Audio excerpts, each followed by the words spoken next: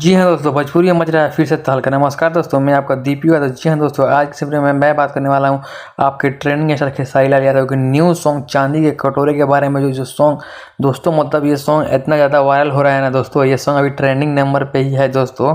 और मैं आप लोगों को बता दूँ कि इस सॉन्ग पे वीडियो जो बना रहे हैं ना दोस्तों, आप लोग देख सकते हैं, वो रसियन के मतलब रसिया की आर्मी की जो फौज थी वहाँ की थी, वो लोग तक हमारे भोजपुरी में मतलब भोजपुरी सॉन्ग पे गाना बना रहे हैं, वो भी हमारे ट्रेंडिंग स्टार के सॉन्ग पे। आप इसी बात से अंदाज़ा लगा सकते हैं कि हमारे ट्रेंडिंग स्टार खेसारी लाल यादव का कितना बड़ा क्या चीज़ है और क्या चीज़ नहीं है दोस्तों। बस बोलने से नहीं होता है, करके दिखाओ यार।